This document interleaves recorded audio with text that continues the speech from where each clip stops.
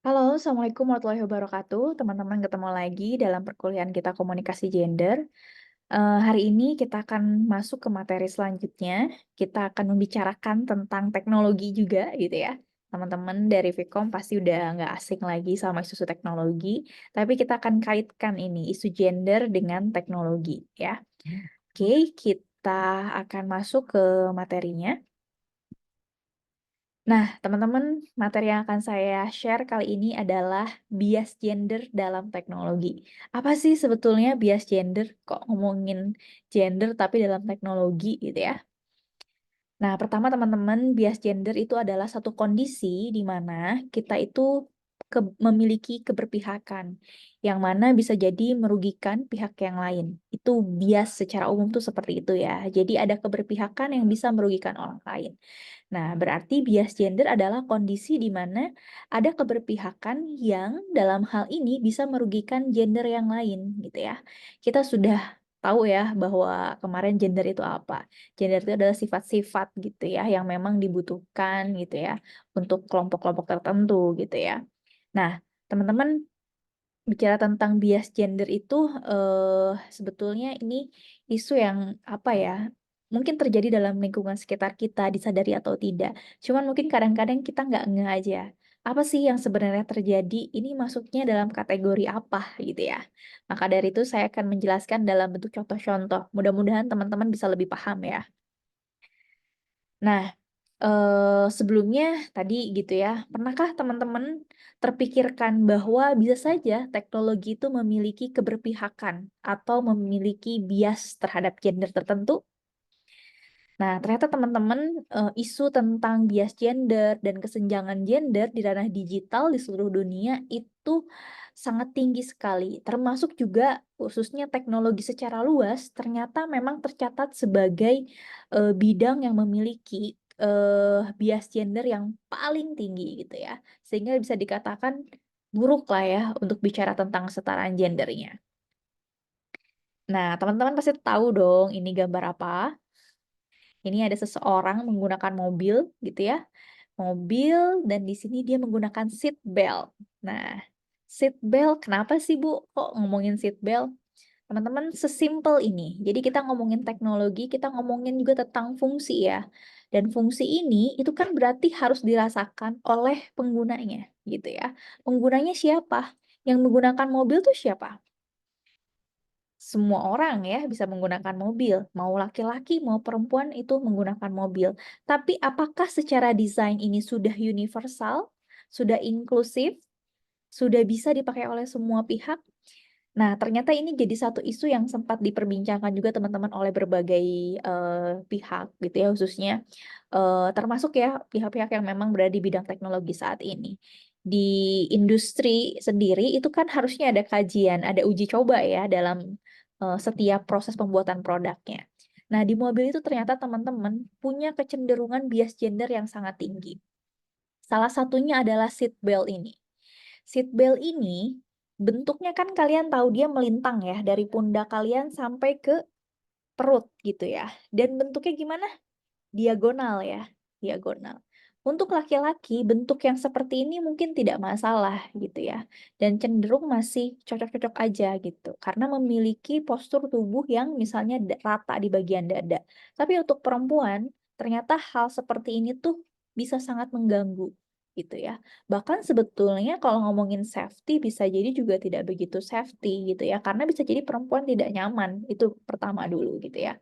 Terus yang keduanya ini teman-teman bentuk yang melintang di bawah gitu ya, tali yang melintang di bawah perut itu juga ternyata tidak ramah gender, khususnya untuk perempuan yang hamil. Kenapa? Ketika hamil ternyata bagian ini justru malah menekan bagian perut dari si ibu gitu ya. Jadi bisa dikatakan bahwa ini sebetulnya tidak ramah gender. Nah, menyikapi hal-hal kayak gini sudah mulai banyak nih pihak-pihak yang membuat inovasi baru, membuat seat belt khusus untuk ibu hamil gitu ya. Jadi di bagian pinggang yang lurus melintang ini itu dihilangkan diganti dengan bentuk yang lain. Lebih seperti ini ya, apa namanya seat belt yang kalau kalian pakai di apa namanya roller coaster gitu ya. Nah, semacam itu. Nah, intinya teman-teman Ternyata hal sekecil ini saja bisa jadi berpotensi dalam, eee, apa ya, bias gender gitu ya. Bisa jadi ini apa ya, mengakibatkan, berkurangnya fungsi, khususnya untuk kelompok-kelompok tertentu. Dalam hal ini perempuan gitu ya. Terus yang kedua yang pernah dikritik juga dalam desain mobil ini, salah satunya adalah, bentuk kursi, tinggi kursi, bentuk sandarannya, tinggi sandarannya, panjang dari sini nih, dari pundak ke bawah gitu, yang rata-rata tuh tidak sesuai dengan ukuran perempuan gitu. Kenapa sih kayak gitu? Kan sama kalau bentuk tubuh ya, sama-sama kita punya pundak sampai pinggang gitu ya. Tapi teman-teman coba bayangkan, secara, statistik by data ya, laki-laki dan perempuan tingginya aja tuh udah beda, ya. Tinggi laki-laki biasanya lebih tinggi daripada perempuan, gitu. Nah, dan ternyata gitu, ini tinggi, kursi-kursi yang ada di mobil-mobil yang beredar saat ini, itu kebanyakan, dirancang dengan, standar postur tubuh laki-laki. Sehingga, eee lebih tinggi gitu ya dan lebih panjang.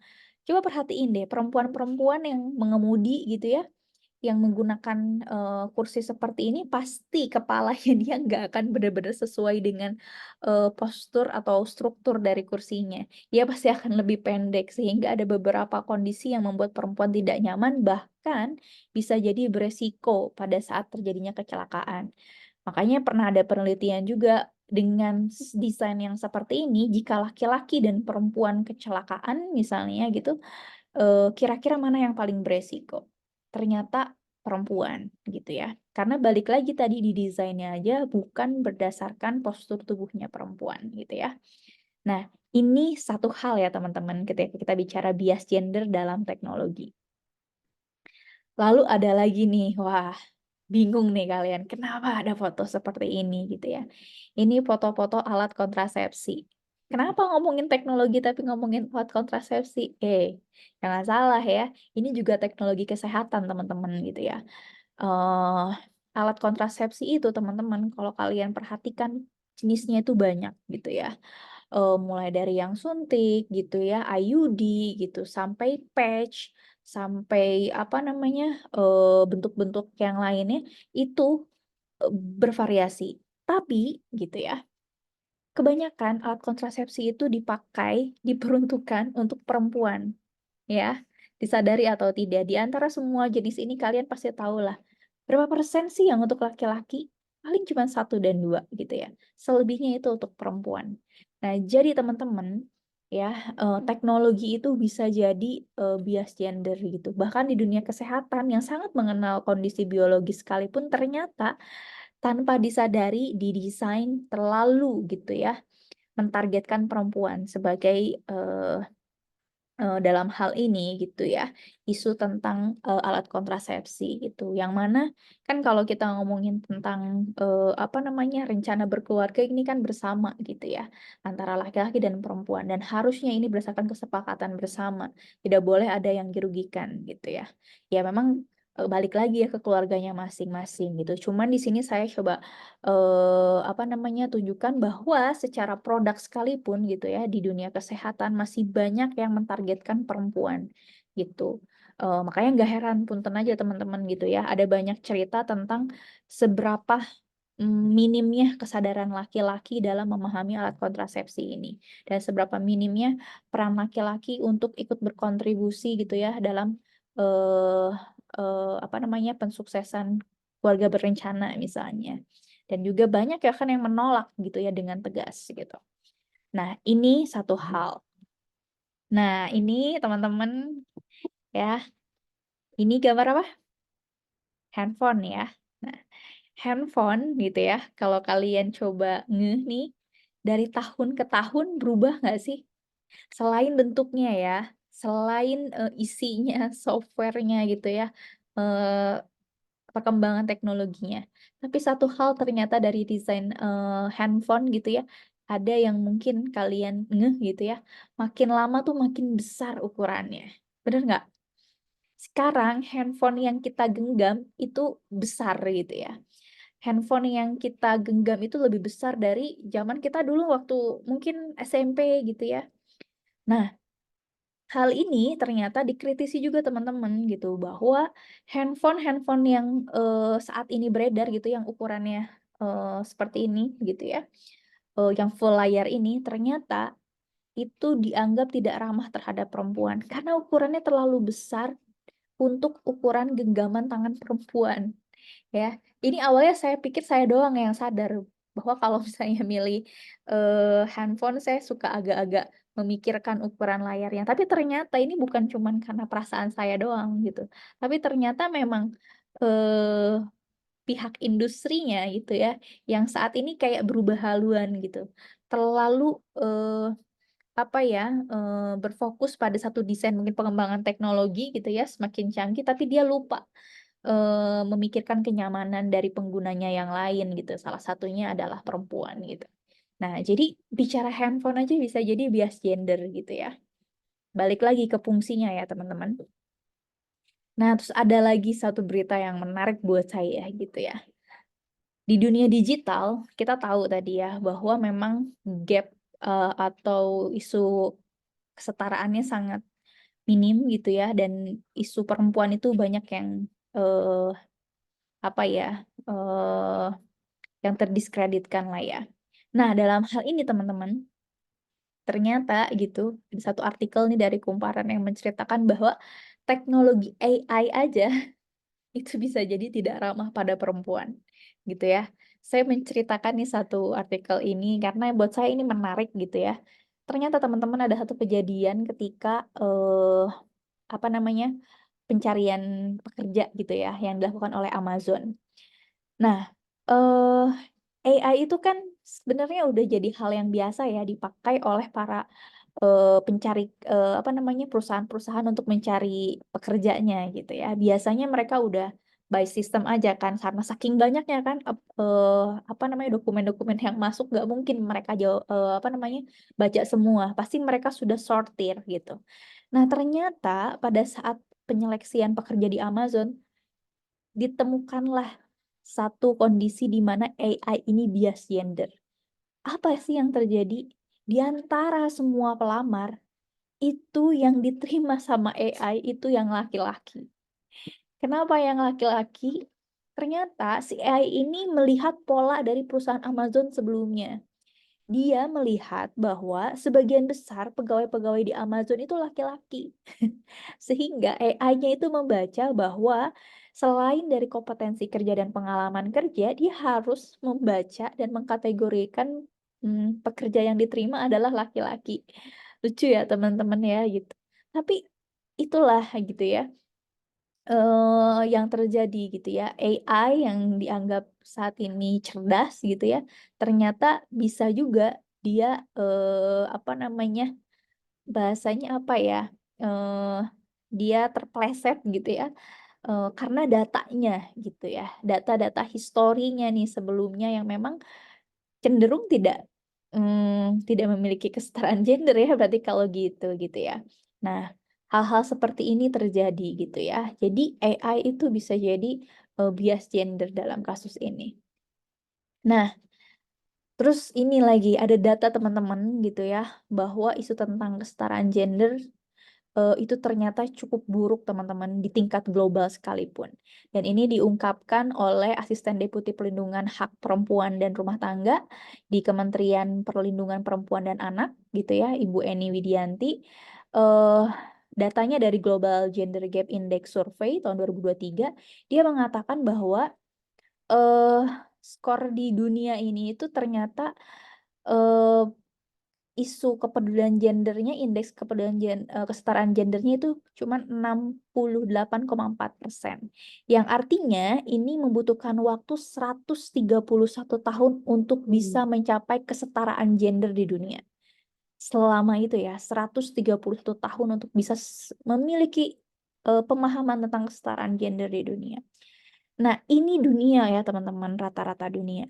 Nah, Indonesia peringkat ke berapa? Indonesia itu ternyata peringkat ke-87 dari 146 negara. yang indeksnya di bawah lagi dari yang indeks yang dunia tadi, yaitu di atas lagi 69,7%, tapi nggak jauh beda. Sehingga untuk Indonesia bisa memiliki kesetaraan gender nggak jauh beda dari 131 tahun kita menunggunya gitu ya. Saking apa? Saking terlalu banyak bias gendernya yang terjadi. Khususnya tadi dalam isu-isu keseharian kita gitu ya. Nah, apa aja sih yang bisa mengancam gitu ya? Banyak sebenarnya. Dari bias gender bisa jadi masalahnya kemana-mana. Tadi, dari masalah seat belt aja gitu ya, dan struktur kursi bisa jadi mengancam kecelakaan yang lebih tinggi kepada perempuan. Tapi kalau ngomongin isu digital, teman-teman, yang cukup besar pengaruhnya adalah isu tentang KGBO gitu ya. Kekerasan gender berbasis online gitu ya, yang mana ini mengancam para perempuan di dunia digital. Walaupun kondisi ini bisa jadi terjadi pada laki-laki ya, termasuk juga anak KGBO ini. Tapi ternyata kejadian ini banyak terjadi para perempuan gitu ya, berdasarkan data. Nah, bentuknya kayak gimana sih KGBO ini? Yang pertama teman-teman ada yang namanya cyber grooming. Banyak sekali perempuan-perempuan yang terkena cyber grooming, yaitu dilakukan pendekatan kepada perempuan itu gitu ya, PDKT lah kalau kata kita mah, untuk akhirnya apa? Diperdaya si perempuannya. Ya, itu satu. Yang kedua, ada juga yang terkena cyber harassment atau pelecehan online.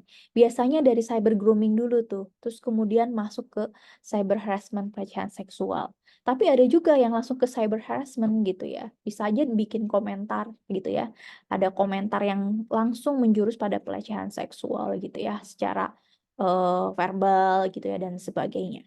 Nah, ini terjadi sama perempuan. Yang ketiganya bisa jadi ada infringement of privacy atau pelanggaran privasi. Ada banyak kasus di mana foto seseorang dipergunakan untuk konten-konten yang tidak layak gitu ya. Nah, hal ini bisa jadi terjadi dan kebanyakan itu perempuan. Sudah pernah dengar ya bagaimana foto perempuan yang dia perempuan baik-baik tapi fotonya digunakan untuk aplikasi dating misalnya dan sebagainya, atau dibikin seolah-olah di open BO gitu. Padahal enggak, orangnya nggak tahu apa-apa gitu, fotonya aja yang dipakai gitu ya. Nah, ini infringement of privacy. Nah, kalau yang ini gitu ya, ini udah malicious distribution atau udah ada ancaman distribusi foto atau video pribadi. Jadi kayak udah ada pengancaman mungkin akan dilakukan penyebaran tentang foto-foto pribadinya dia. Biasanya ini sudah mengalami proses grooming dulu gitu ya, pendekatan sampai akhirnya terjadi gitu ya pengiriman foto-foto yang cukup vulgar gitu dan akhirnya semacam diancam atau diperas gitu ya dari foto-foto tersebut gitu. Atau juga bahkan sekarang ada yang namanya AI gitu ya, menggunakan deepfake mungkin ataupun AI yang lainnya gitu ya. Kan sekarang gampang ya, tinggal masukin kata kunci, masukin foto, udah bisa bikin video gitu ya.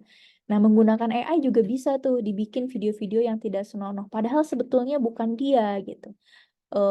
Pelakunya, cuman wajahnya yang ditempel adalah wajah dia. Sehingga foto itu dipakai sebagai bahan untuk mengancam seseorang gitu ya. Nah, ini yang bisa sangat terjadi, teman-teman, dalam isu ruang digital. Nah, lalu apa sih yang harus kita lakukan agar tidak bias gender, gitu ya? Yang pertama, teman-teman, yang perlu dilakukan adalah merubah mindset dulu. Merubah mindset seperti apa? Merubah mindset supaya kita sadar bahwa kita ingin menciptakan lingkungan yang inklusif. Apa sih inklusif ini? Inklusif itu adalah lingkungan yang memang eh, cocok atau misalnya dapat mengakomodir semua kebutuhan dari semua golongan. Mau itu yang gendernya beda, mau dia dari kelompok disabilitas, mau dia dari kelompok lansia, mau dia dari kelompok anak kecil misalnya. Pokoknya semua kelompok yang kadang-kadang terlupakan itu harus terakomodir gitu ya. Itu adalah salah satu bentuk dari lingkungan yang inklusif. Nah, terus kalau yang kedua, ini jangan lupa teman-teman, luangkan waktu kalian untuk mendengarkan keinginan dari pengguna. Siapa tahu di antara kalian nanti ada yang menjadi apa namanya? Analisis marketingnya produk tertentu gitu ya. Jangan salah teman-teman. Perbanyaklah untuk mendengarkan apa yang dibutuhkan dari setiap pengguna, khususnya pengguna-pengguna yang memiliki kebutuhan khusus tadi gitu. perempuan misalnya, dia sebagai pengguna khusus, anak kecil gitu ya. Laki-laki juga pengguna khusus, jangan salah. Tapi kalau misalnya laki-laki ditanya, maka perempuan juga harus ditanya gitu ya. Anak-anak juga perlu ditanya, lansia juga perlu ditanya, kelompok disabilitas gitu ya perlu ditanya. Disabilitas juga kan banyak, baik yang tunanetra gitu, ataupun misalnya dia tunadaksa, ataupun mungkin teman-teman yang berkebutuhan lainnya gitu ya. Nah, ini semua perlu dipertimbangkan teman-teman gitu ya. Pertama itu dulu kuncinya, rubah mindset dan juga dengarkan gitu ya. Nah, saya mau kasih satu bonus sama teman-teman tentang beberapa isu yang bisa dikembangkan dari permasalahan ini. Bicara tentang bias gender, teman-teman, ini salah satu yang saya kerjakan dalam pekerjaan saya. Kalau teman-teman tahu ya, saya kan sering keluar kota gitu ya. Salah satunya ini pekerjaan saya dari DIVET namanya gitu ya. Saya menganalisa salah satu program Kementerian PUPR di mana yang dianalisa hal yang sederhana teman-teman. Menganalisa jalanan di kampung-kampung sama eh, apa namanya toilet-toilet umum gitu ya. Ataupun ya infrastruktur yang memang mereka bangun gitu. Pertanyaannya cuma satu. Apakah infrastruktur-infrastruktur tersebut sudah mampu ya memberikan manfaat pada kelompok-kelompok marginal? Nah, kita sebut marginal ya, karena mereka biasanya kelompok yang terpinggirkan itu sebutannya, gitu ya. Kelompok marginal gitu ya. Yang kebetulan gitu ya, yang saya temukan adalah kelompok-kelompok marginalnya, kelompok-kelompok lansia, perempuan, termasuk disabilitas gitu ya. Disabilitasnya macam-macam nih. Ada yang mungkin yang memerlukan kursi roda gitu ya. Ada yang juga tunanetra gitu. Nah, ini semua perlu dipertimbangkan. Nah, saya menilai sejauh mana ini sudah bisa melibatkan kelompok-kelompok disabilitas dalam pembangunan infrastrukturnya. Kalau teman-teman perhatikan gitu ya, untuk bangun WC aja, di sini saya memberikan semacam penilaian lah gitu ya. Apakah dia sudah cocok gitu ya untuk bisa masuknya nih kursi roda ke dalam toilet? Apakah sudah bisa masuk kursi roda ke dalam toilet gitu ya? Nah, itu satu. Terus yang kedua gitu, apakah misalnya jalan masuknya ini sudah landai, nggak tangga gitu ya? Kalau tangga, gimana kursi roda mau masuk kan gitu? Sesimpel itu pertanyaan-pertanyaan saya, karena itu yang dibutuhkan oleh kelompok disabilitas gitu ya. Terus juga ini nih, hati-hati. Jalanan nggak boleh sembarangan naruh apa nih lubang drainase gitu. Untuk kita yang katakanlah penglihatannya baik-baik saja gitu ya, kakinya juga baik-baik saja, ini mungkin nggak masalah. Tapi untuk teman-teman tunanetra itu bisa membuat mereka jatuh karena tongkat mereka tersangkut misalnya ke dalam celah-celah dari gorong-gorong drainase ini gitu ya. Nah, ini yang ada di beberapa kota. Ini kebetulan programnya di VET ini ada di Surakarta dan di Jogja sama di Mataram yang saya kunjungi. Nah, ini juga sama teman-teman gitu ya, apa para warga tersebut ya, saya juga harus lihat gitu bagaimana mereka memiliki kepuasan sama infrastruktur ini gitu ya. Semacam ada penyangga di setiap toiletnya, terus juga toiletnya harus luas juga. Terus ini nih jangan lupa celah-celah yang mungkin bisa jadi apa ya dimanfaatkan oleh orang-orang yang tidak bertanggung jawab gitu ya, misalnya untuk perempuan gitu ya, jangan sampai mempermudah adanya tindakan pelecehan, entah itu diintip atau apapun gitu ya, itu perlu dipertimbangkan teman-teman gitu ya, dan sebagainya gitu. Jadi ini sebetulnya salah satu bentuk di mana pemahaman tadi ya, membangun teknologi dan infrastruktur yang inklusif itu bisa diterapkan. Jadi nggak cuman bicara tentang teknologi yang berbasis digital saja, tapi dalam aspek infrastruktur dan teknologi kita sehari-hari sebetulnya bisa sekali untuk kita tingkatkan nilai-nilai inklusifnya. Nah, itu teman-teman ya. Jadi saya harap teman-teman bisa memahami bahwa aspek inklusivitas bukan lagi pilihan sebetulnya teman-teman. Tapi ini adalah salah satu cara hidup yang harusnya kita pahami dan bisa kita terapkan dalam kehidupan kita sehari-hari. Itu saja mungkin teman-teman ya yang bisa saya share pada pertemuan kali ini. Semoga teman-teman bisa memahaminya. Silahkan kalau nanti ada pertanyaan, hubungin saya langsung. Terima kasih. Assalamualaikum warahmatullahi wabarakatuh.